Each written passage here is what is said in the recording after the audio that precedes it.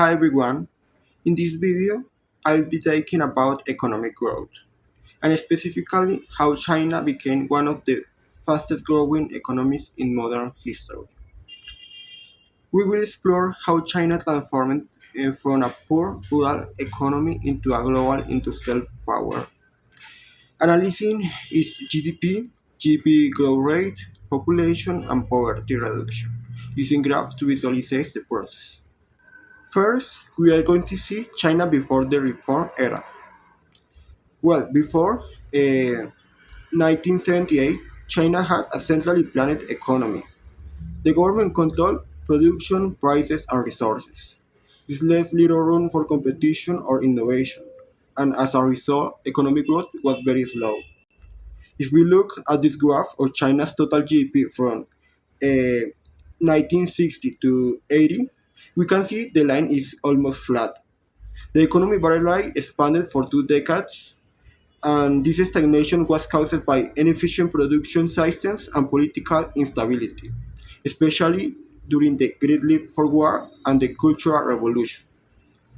Everything began to change in 1978 when Deng Xiaoping introduced market-oriented reforms, opening China to private enterprises and foreign trade. That marked the beginning of China's economic miracle. From the 1980s onward, China entered a period of extraordinary expansion. Its GDP grew at an average of 9 to 9% per year for over 3 decades, a pace never seen before in a major economy.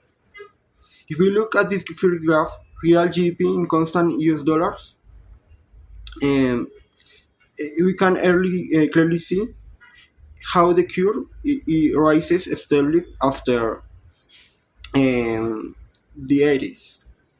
China GDP went from around 150 billion dollars in 1978 to more than uh, 17 billion dollars in 2024. That's an increase of over 100 times in just 40 years. But to understand how fast the economy was actually growing year by year, we also need to look at the annual GDP growth rate. This second graph shows the percentage change in GDP per year. In the 80s and 90s, growth rates were consistently about 9 or 10%, even reaching peaks of 40% in 2007. After 2010, the curve gradually flattens, falling to around 5% today. This slowdown isn't necessarily bad. It reflects the transition from a developing to a major economy. In the solo growth model, we could say China is moving closer to its steady state, where capital accumulation slows and long-term growth depends more on technological progress and productivity. China's rapid expansion was fueled by massive infrastructure investment, export-led industrialization, and very high savings rate, often about 40% of GDP. These savings were reinvested domestically, allowing China to grow without depending heavily on foreign capital. Now let's focus on population, which is one of the China's most important growth drivers. With 1.4 billion people, China had a huge labor supply that helped attract manufacturing industries and foreign investors. However, the one-child policy introduced in 1979 changed demographic dynamics. If we look at this population growth graph, we can see that after 80s, the growth rate starts to fall sharply. This means fewer young workers and a gain population, which could become a major challenge for future growth. On the other hand, China has invested massively in education and human capital, literacy rates improved, universities expanded, and research funding grew.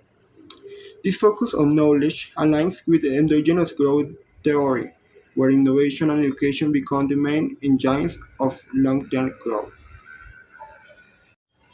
Also, economic growth isn't just about how much a country produces. It is about how much wealth each person has access to. That's why GDP per capita is such as a powerful indicator.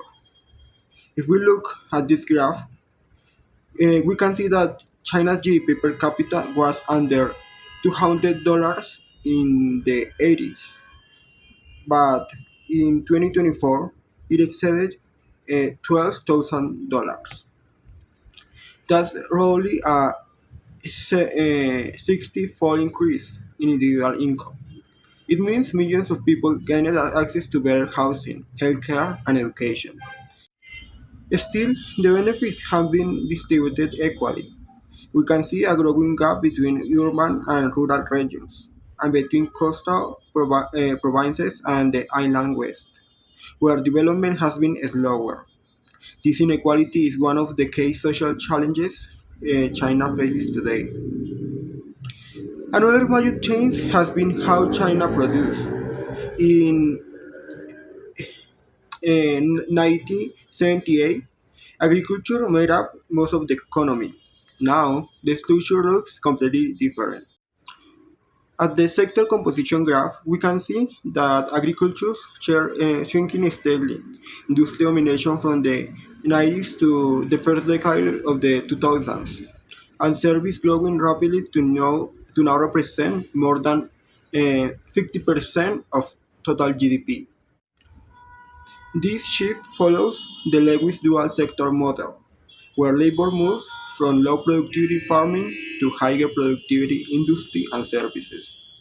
It also explains the massive urbanization China has experienced. Cities became centers of innovation and finance. Perhaps the most inspiring part of China's story is the reduction in poverty.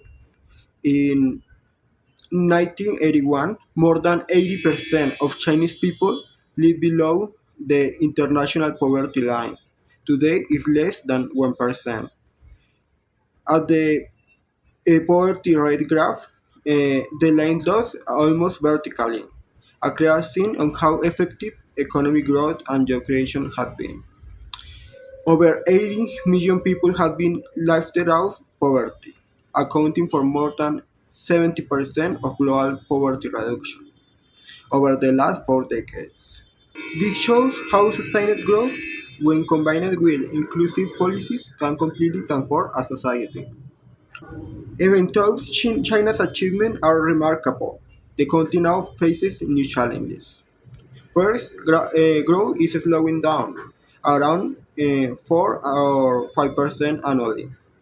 Second, the population is again reducing the workforce. And the last one, an environmental problem like pollution and carbon emissions are becoming critical. To address this, China is shifting its focus from quantity to quality, promoting innovation, green technology, and domestic consumption. The goal is to achieve more sustainable and balanced growth for the next decades. To conclude, China's story shows how the right combination of investment, innovation, and policy can completely reshape an economy. From the solo perspective, it began with capital accumulation and moved toward productivity-driven growth. The challenge is now maintaining progress while adapting to demographic and environmental pressures. Thank you for watching.